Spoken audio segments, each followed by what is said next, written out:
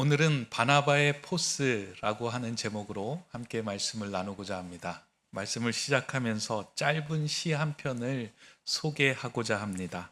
말의 무게라고 하는 시입니다. 거짓말의 무게는 1g, 선생의 말은 5g, 노인 말은 0g, 자식 말은 1톤. 모든 말 부도난 시대에 자식 말만 무겁다. 말의 무게라고 하는 시의 내용입니다. 이 시인은 말이 단순한 소리가 아니라 누가 어떠한 삶을 살고 있는가에 따라서 말의 무게가 달라짐을 날카롭게 표현하는 것입니다. 여러분들도 인생을 살아가면서 말의 무게가 차이가 있다라고 하는 것을 느끼고 또 경험할 때가 종종 있을 것입니다. 성경에서도 말의 무게는 중요하게 여기고 있습니다. 하나님께서 나를 경외하는 줄 보는 그 척도가 무엇이냐면 사람들이 하나님의 말씀에 대해서 얼마나 무게감을 갖고 있느냐, 그것을 가지고 하나님을 경외하는지 경외하지 않는지 그것을 보고 판단하십니다. 이러한 그 경애에 대한 대표적인 사건이 창세기 22장에 나오는 아브라함의 사건입니다. 아브라함이 이삭을 모리아산에 바치는 그 사건을 통하여 하나님은 아브라함을 향하여 너가 나를 경외한다라고 하는 말씀을 합니다. 그 내용을 조금만 더 소개를 해드리면 이렇습니다. 오늘 하나님께서 아브라함에게 나타나셔서 내가 너에게 준 그 아들 이삭을 내가 받기를 원한다. 그 아들 이삭을 모리아산에서 번제물로 바쳐라 라고 하는 명령을 하십니다. 아마 아브라함의 인생 중에서 가장 무거운 존재로 여겨졌던 것이 있다면 이삭이었을 겁니다. 내가 하나님을 통하여 하나님께서 내게 주신 선물이며 하나님의 약속이 담겨 있으며 이 이삭을 볼 때마다 하나님을 생각한다라고 할 정도로 이삭은 아브라함 인생 가운데 가장 중요한 무게를 차지하는 존재였다라고 해도 과언이 아닙니다. 그런데 이삭 역시도 하나님께서 아브라함에게 주신 선물이었고 이삭이 아무리 존귀하고 중요하다라고 할지라도 그는 하나님과 무게를 이렇게 저울질할 수 없는 상황 존재였습니다. 하나님은 아브라함에게 어디에 더 마음을 두고 있는지를 보기를 원하면서 그와 같은 말씀을 합니다. 내 아들 이삭을 바쳐라. 아마 이 말을 듣고 아브라함의 마음속에는 수많은 갈등과 의문이 생겼을 겁니다. 그러나 그럼에도 불구하고 아브라함은 결단을 내립니다. 하나님의 말씀에 무게를 더 두리라. 그래서 그 이삭을 데리고 모리아 산에 올라가서 하나님의 말씀대로 번제를 드리려고 했을 때 하나님께서 주의 사자를 보냅니다. 그리고 그에게 이렇게 이야기합니다. 사자가 이르시되 그 아이에게 내 손을 대지 말라. 내 아들 내 독자까지 내게 아끼지 아니하였으니 내가 이제야 내가 하나님을 경외하는 줄을 아노라. 수많은 시간이 흘러갔음에도 불구하고 아브라함이 그 아들 이삭을 하나님께로 바치는 이 현장에서 이제야 내가 나를 경외하는 줄을 알겠다라는 말씀을 합니다. 이 말씀의 핵심은 내가 나의 말에 가장 큰 무게를 두고 있는지를 내가 진심으로 알겠다라고 하신 말씀입니다. 여기서 말하는 경외가 무겁게 여기다라고 하는 의미를 담고 있는 표현입니다. 아브라함은 하나님의 말씀을 무겁게 여겼습니다. 그리고 하나님도 아브라함의 인생에 그의 말에 무게가 있는 인생으로 만들어 주셨습니다. 아브라함과 하나님과 맺은 모든 언약을 하나님께서는 성취하셨고 아브라함이 살아가는 모든 인생에 그의 말에는 무게가 담기도록 해 주셨습니다. 저는 이 땅에서 하나님의 사람으로 살아가는 것, 이것을 다른 말로 표현한다면 말의 무게를 가진 자로 살아가는 것이다라고 말하고 싶습니다. 하나님을 믿는 자, 말씀이 육신이 되어 우리 가운데 거하신 예수 그리스도를 담고 살아가는 자, 그 사람에게는 말이 공중에 떠다니는 소리가 아니라 그 말에는 무게가 실리고 그 무게를 통하여 한 사람을 살리고 한 교회를 세우고 생명의 빛을 전달하는 힘을 갖게 되기 때문입니다. 이러한 맥락에서 오늘 본문을 들여다보면 이러한 말의 무게를 가진 한 사람이 등장하게 됨을 봅니다. 이 사람으로 인하여 신약 성경의 반을 기록한 사도 바울이라고 하는 인물이 존재할 수 있었고, 이 사람을 통하여 사도 바울이 걸어갔던 삶의 여정과 사도 바울이 했던 모든 말이 성경에 기록될 그 정도의 무게를 가지게 만들게 된 것입니다. 그 사람이 누구냐면 오늘 우리가 읽었던 본문에 등장하는 바나바라고 하는 인물입니다.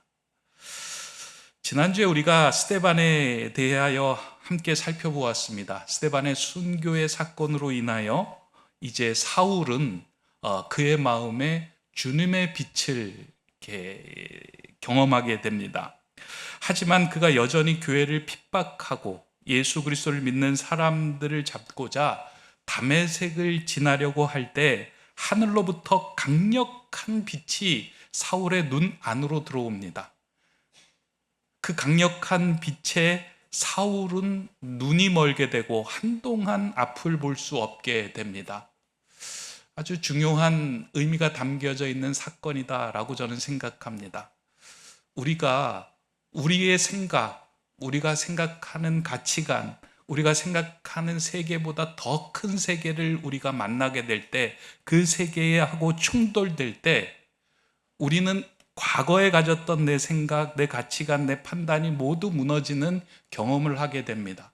그러면서 새로운 생각을 하게 되고 새로운 나라를 보게 되고 어떻게 살아가야 할 것인가를 고민하게 됩니다.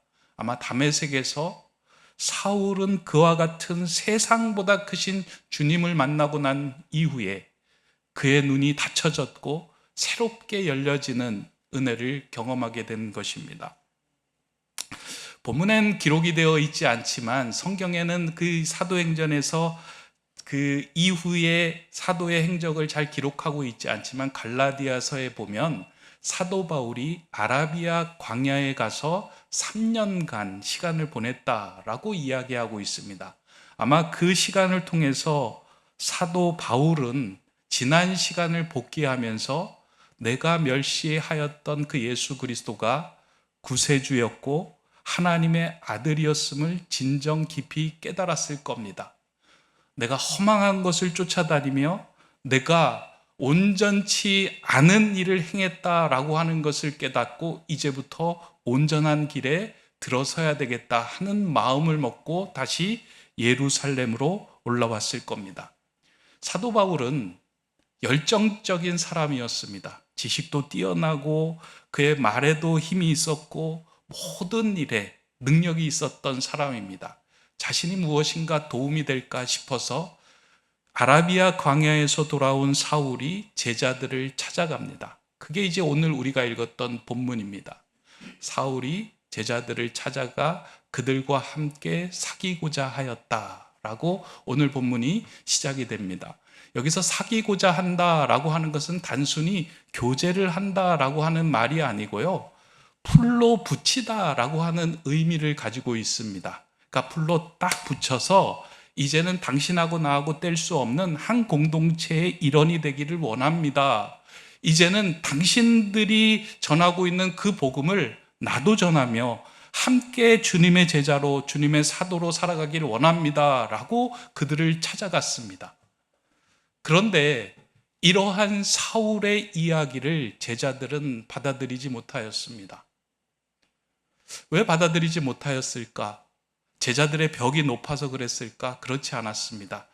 사울이 하는 이야기, 사울이 하는 말에는 전혀 무게감이 실려 있지 않게 느껴졌기 때문입니다. 왜냐하면 지금까지 제자들이 본 사울은 자신들을 박해한 사람이었고 자신들을 잡아서 옥에 가둔 사람이었고 스데반을 죽인 원흉이었기 때문입니다. 그가 아무리 화려하고 아름다운 말을 하였을지라도, 그가 내가 이제 당신들의 사람입니다 라고 이야기를 했을지라도 사도들은 그 사울의 말을 믿지 못하였습니다. 왜냐하면 그 삶이 그 말에 담기는 것을 그들은 본 적이 없었기 때문입니다. 근데 놀라운 건 오늘 본문을 읽어보면 이렇게 제자들이 사울을 밀어냈는데 불과 한 절을 지나고 나서 사울과 제자들이 예루살렘에 출입하며 예수 그리스도의 이름을 담대히 전하게 되었다라고 하는 기록으로 이어집니다. 그러니까 27절에서 그들을 밀어냈던 사람들이 29절로 넘어가면서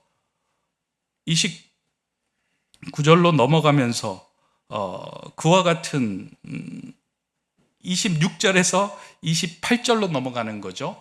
28절로 넘어가면서 이와 같은 엄청난 변화가 그들에게 생겨납니다. 어떻게 이러한 변화가 생겼을까?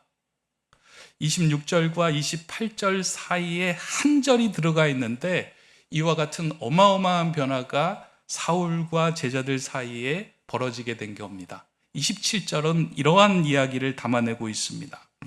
바나바가 데리고 사도들에게 가서 그 길에서 어떻게 주를 보았는지와 주께서 그에게 말씀하신 일과 다메섹에서 그가 어떻게 예수의 이름으로 담대히 말하였는지를 전하니라. 사도들이 사울을 받아들이지 않고 사울은 그들과 섞이지 못하여 동떨어진 곳에 있는 것을 보고 바나바가 사울을 데리고 사도들에게 가서 이야기합니다. 다른 얘기한 것이 아니라 지금 사울이 예수 그리스도를 만났고 당신들과 함께 복음을 전하기를 소망합니다 라고 하는 한마디를 했는데 제자들은 묻지도 따지지도 않고 그 사울을 자신의 공동체의 일원으로 받아들입니다. 어떻게 이와 같은 일이 벌어질 수 있을까? 바나바는 도대체 어떤 사람이었기에 그가 한 말에 이와 같은 무거운 무게를 담아서 제자들에게 전할 수 있었을까? 오늘 본문에서 우리가 주목해서 보아야 하는 것은 이 부분입니다. 그러니까 사울이 제자들과 함께 어울렸다라고 하는 이 부분이 아니고요. 어떻게 사울이 제자들과 함께 어울릴 수 있었을까?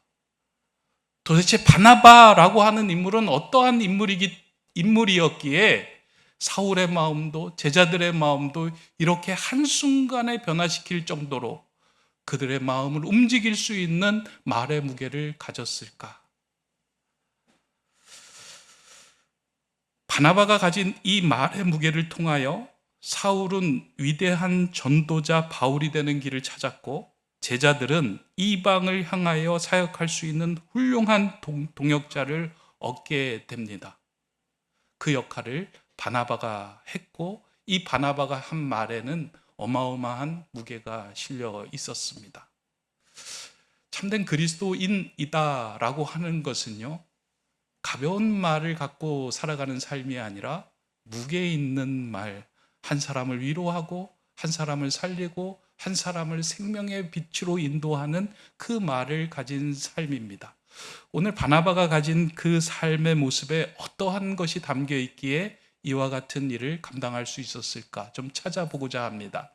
제가 사도행전을 이렇게 쭉 살펴보면서 바나바의 행적에 대해서 어떠한 것들이 기록되어 있는가 쭉 찾아보았더니요, 이제 사도행전 4장부터 시작해서 오늘 읽었던 11장, 물론 그 뒤 이후에도 나오지만 그 상황 속에서 크게 세 가지로 좀 바나바가 어떤 사람이었을까를 찾아보려고 합니다.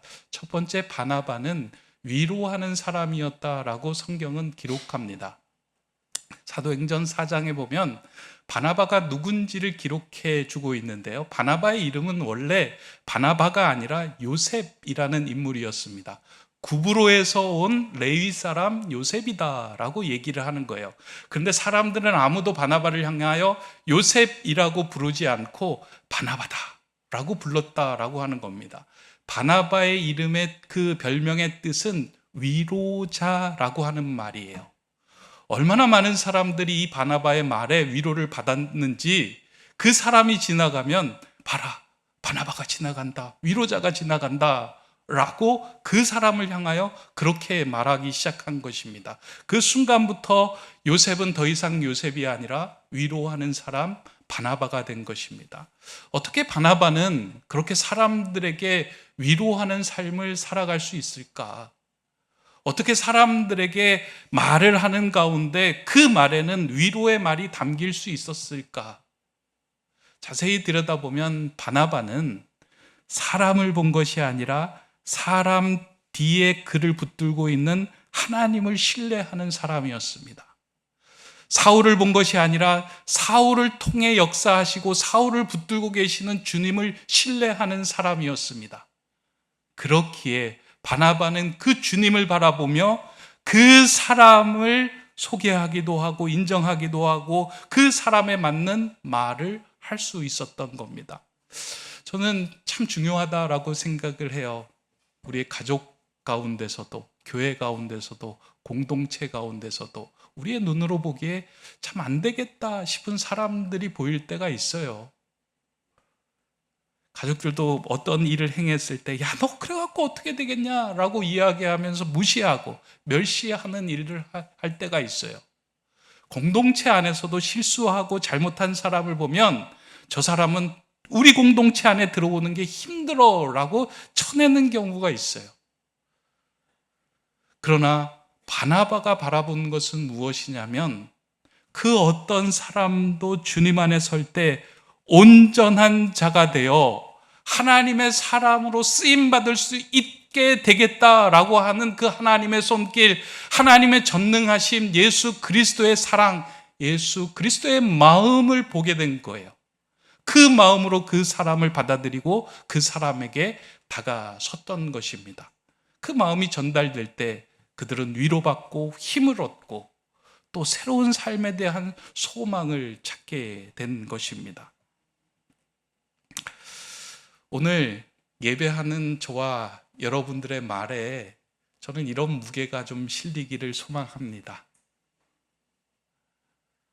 사람을 보면 희망도 없어 보이고 소망도 없어 보이고 저렇게 해서 어떡하겠냐 라고 하는 생각을 할 때가 있는데요, 하나님께서 저 사람을 통하여, 하나님께서 저 부족한 자를 통하여, 하나님께서 저 자녀를 통하여 결국 성경에 기록된 인물로 빚어가실 거야. 난 그것을 믿어, 난 그것을 선포해 라고 얘기를 할 때 그 사람은 그 말을 들었을 때 그에 합당한 삶을 살아갈 수 있도록 자신을 가꾸어 갈 수 있게 됩니다.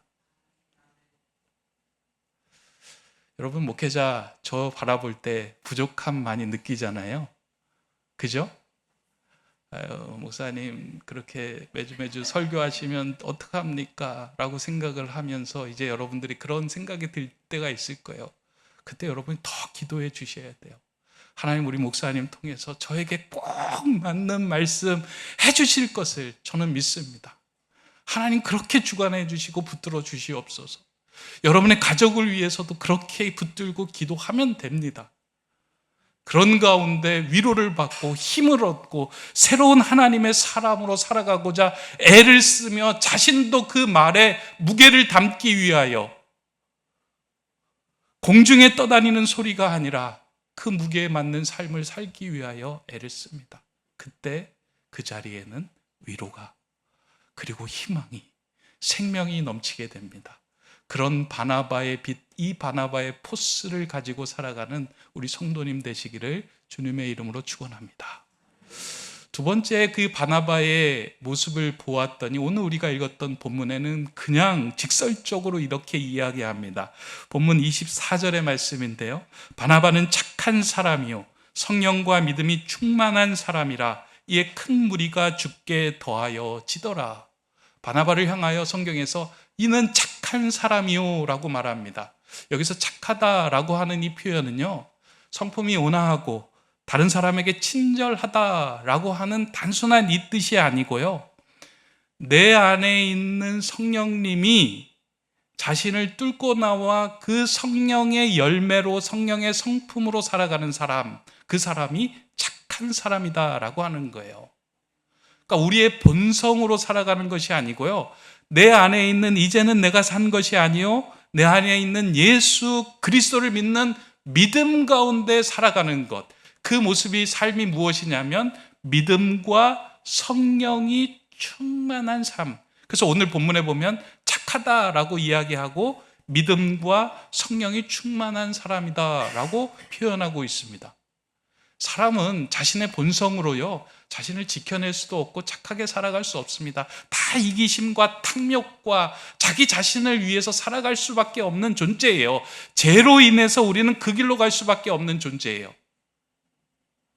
그러나 우리 안에 거하시는 성령님이 그러한 나를 뚫고 그 성령님에게 나를 내어줄 때 내 안에 맺혀지는 것들이 있는데, 그게 사랑이고 희락이고 화평이고 오래 참음이고 자비이고 양선이고 충성이고 온유고 절제예요. 그래서 이거를 성령의 9가지 열매다라고 이야기하는 이것은 내 안에 거하시는 성령님대로 살아갈 때 내게서 맺히는 열매가 있다는 거예요. 그게 착함의 열매예요. 그게 나를 하나님의 자녀로 말의 무게를 지닌 자로 살아가게 하는 힘이 된다라고 하는 것입니다. 창세기를 읽어보면 창세기 1장부터 등장하는 모든 사람이 위대한 성경의 인물처럼 보이지만 사실 다들 그렇게 하나님의 사람으로 온전하게 살아가지 못했습니다. 아담도 그렇고 노아도 그렇고 가인을 비롯해서 성경에 기록된 모든 사람들은 다 실수하고 넘어지고 온전하지 않았습니다. 그러나 그가 성령 안에 붙들려 살아가는 동안에는 하나님의 말씀에 무게를 두며 하나님의 뜻을 쫓아 살아가게 되는 것을 우리에게 보여줍니다. 그래서 사도행전에는 제자들을 향하여 너희가 이 성에서 기다려라. 성령이 임할 때까지 기다려라. 성령이 너희를 주관하여 성령에 이끌리는 삶이 되기를 기다리라 라고 말씀합니다. 성령이 우리를 주관할 때 우리는 착하고 하나님의 뜻대로 살아갈 수 있습니다. 바나바는 그러한 삶을 살아갔습니다. 그랬기에 성경에서는 바나바를 향하여 착한 사람이다. 그가 자신의 말에 이끌린 삶이 아니라 하나님의 말에 이끌리는 삶을 살아갔다.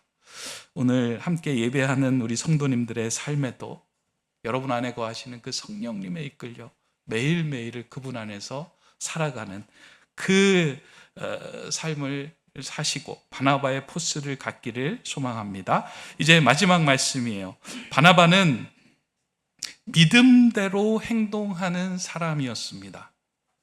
그러니까 한 사람의 말에 무게가 실리는 이유를 보면 그가 말을 잘하기 때문에 그의 말에 무게가 있는 것은 아닙니다. 그가 높은 자리에 있기 때문도 아닐 것입니다. 더더욱 그가 세상에서 재물이 많기에 그의 말에 무게가 실리는 것도 아닙니다. 물론 때로는 그렇게 보일 때가 있습니다. 그가 성공한 사람이라면 우리는 첫 번째로 성공했으니까 무엇인가 있을 것이다 라고 생각하여 그의 말에 무게를 두지만 잠시 지나고 보면 그의 말에 행동과 삶이 일치하지 않을 때 그의 말이 너무나도 가볍다라고 하는 것을 우리는 발견하게 됩니다. 무게가 실릴 때는 그 사람의 인격, 삶의 전체가 담길 때에 그의 말에 무게가 됩니다. 바나바의 그의 삶을 보면 그가 믿고 신뢰하였던 것을 그는 삶으로 옮겨냅니다. 사도행전 4장을 보면 성령으로 이제 충만한 사람들이 우리가 하나의 공동체 가족으로 세워져야 되겠다라고 결심을 합니다. 그래서 모인 사람들이 하나의 공동체를 세우는데요, 이 공동체에는 가난한 사람도 없고 부유한 사람도 없이 함께 나누는 공동체가 되어야 되겠다라고 결의를 합니다. 그때 이 이야기를 듣고 자신이 가진 밭을 팔아서 사도들의 발 아래 내려놓은 사람이 누구냐면 바나바다라고 이야기를 하고 있는 거예요. 이때 처음 바나바가 등장하는 거예요. 하나님의 나라는 그렇게 이루어지는 것이야 라고 인정하고 믿으면 믿음대로 자신의 삶을 결단하고 자신이 가지고 있는 모든 것들을 주님 앞에 내어놓는 거예요. 내가 고백하는 것, 내가 믿는 것, 내가 신뢰하는 것, 이게 말로 구호로 끝내는 것이 아니라 그것을 있는 그대로 내 삶으로 살아내는 것, 거기에 하나님의 마음이 담기고 그 말에 무게가 실리게 됩니다. 또한 안디옥의 이방인 성도들이 늘어나면서 어떤 일이 벌어지냐면 이제 사도들이 막 복음을 전하는데요, 안디옥이라는 곳에서 이방인을 향한 전도를 하는데 교인들이 막 늘어나는 거예요. 사람들이 늘어나는 거예요, 성도들이. 그래서 안 되겠다 싶어서 이 안디옥 지역에 교회를 하나 세웁니다. 근데 교회를 세웠는데 사람들이 너무나도 많이 몰려드는 거예요. 이 상황에서 바나바가 내가 혼자 목회 못하겠다라고 생각을 한 거예요. 사도들이 바나바를 그 교회 담임 목사로 파송했는데, 그래서 안디옥에서 바나바가 고민을 하다가 다소에 가 있는 사울을 데리고 오려고 다소까지 갑니다. 안디옥에서 다소까지는 약 170여 킬로, 그러니까 아주 먼 거리죠.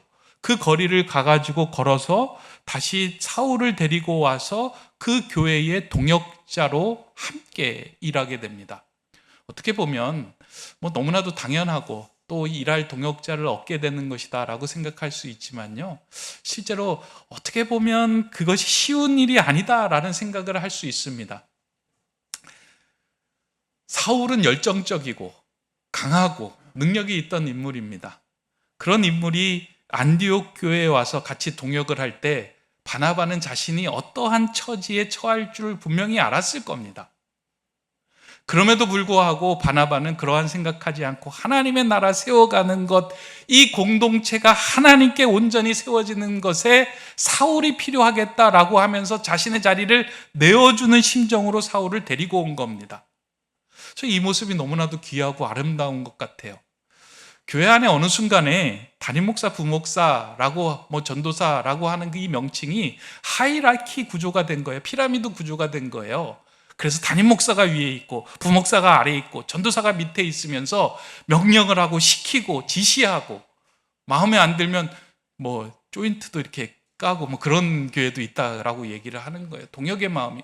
그리고 어느 누가 부목사님 중에 능력이 있고 설교 잘하고 얼굴도 잘생기고 찬양도 잘하고 그런 사람이 오면 그러니까 자기 자신이 위협받는다고 견제하는 일들이 종종 있다고 합니다. 저도 많이 견제가 되겠죠. 우리 신희재 목사님하고 또 저하고 이렇게 비교, 찬양도 잘하고 키도 크고 얼굴도 잘생겼고. 근데 저는 신희재 목사님 한 번도 제가 부목사여서 무슨 일을 해야 된다라고 생각한 적이 없어요. 동역자. 이러한 구조가 바뀌면서 사실은 교회가 빛을 잃어가고 희미해져 가고 있는 거예요. 내 자리 챙기기 위해서. 그리고 목회자가 말을 하고 난 다음에 그 말이 바뀌고, 설교를 이렇게 준비하면서 참 이렇게 목회자로 걱정이 되었던 것이, 아이들에게, 제가 아이들을 양육하면서 말의 무게가 사라지면 어떻게 될까 하는 생각을 이렇게 할 때가 종종 있습니다. 밥 먹으면서 아이들한테 이야기할 때, 아빠, 설교는 이제 그만해. 설교는 이제 교회에서 해야 되지, 여기에서 설교해도 되겠어? 라고 이야기하면서 너무 가볍게 여기는 삶을 살면 어떻게 할까? 목회자의 말이 가벼워지고 교인들이 말이 가벼워진 이유는 한 가지입니다. 말은 화려하게 잘하는데 삶이 그 말을 받쳐주지 않기 때문입니다. 우리가 말한 대로 행동하지 않고 실천하지 않고 진실된 삶을 받쳐주지 않을 때 그 말에는 빛이 사라지고 그 말은 공중으로 떠다니는 소리에 불과하게 됩니다. 그러나 바나바는 자신을 기꺼이 내어주는 삶을 살았고 자신의 말에 진실된 행동을 담았습니다. 그로 인하여 함께 동역하고 있는 바울에게 선한 영향력을 끼치게 됐고 바울 역시 말의 무게를 실린 삶을 살고자 최선을 다하게 됩니다. 결국 이 바나바의 포스의 영향을 받은 바울의 삶과 말은 성경에 기록되는 큰 무게를 갖게 됩니다. 바나바의 영향 가운데 바울이 살아갔던 그 삶과 말들은 성경에 기록될 정도의 큰 무게를 갖게 된 것입니다. 오늘 이 말씀을 통하여 우리에게 주는 교훈이 있습니다. 생명의 빛이며 진리의 빛에 거하는 성도들의 말에는 무게가 실려 있어야 합니다. 왜냐하면 우리는 그리스도인이기 때문입니다. 그리스도인은 그리스도의 무게를 가지고 살아가는 존재예요. 그래서 내 안에 내 힘으로 살아가는 것이 아니라 예수 그리스도로 살아갈 때 그분이 우리에게 전해주신 말씀과 삶을 꺼내어 누군가에게 전해질 때 그것이 누군가에게 위로가 되고 소망이 되고 힘이 되고 빛이 될 수 있습니다. 오늘 저는 예배하는 저와 여러분들의 삶이 이 바나바의 포스를 담아내는 삶이 되기를 원합니다. 그래서 이 빛을 통하여 교회를 세우고 사람을 세우고 누군가에게 생명을 살리는 말의 무게가 있는 성도들이 되기를 소망합니다. 이 길을 저와 함께, 이 생명의 빛을 저와 함께 간직하고 주님의 길을 걷는 저와 여러분 되시기를 주님의 이름으로 축원합니다. 기도하겠습니다. 사랑의 하나님, 오늘 바나바의 삶을 통하여 자신의 말에 주님의 마음을 담을 때만 그 말이 사람을 살리고 위로하는 생명의 도구가 됨을 보았습니다. 주님을 따르는 우리들의 말이 가볍지 않게 하시고 우리가 서 있는 자리에서 바나바처럼 사람을 격려하고 위로하고 살리는 말을 하는 자 되게 하여 주시옵소서. 나를 빛내기 위하여 상대방을 이용하는 인생이 아닌 상대방을 빛내기 위하여 나를 내어주는 근사한 바나바와 같은 삶이 되게 하여 주시옵소서. 이를 위하여 내 안에 거하시는 성령님께 늘 주목하는 인생 되게 하여 주시고 성령님께 나를 다스릴 수 있도록 내어주는 성령 충만한 자 되게 하여 주시옵소서. 예수 그리스도의 이름으로 기도드립니다. 아멘.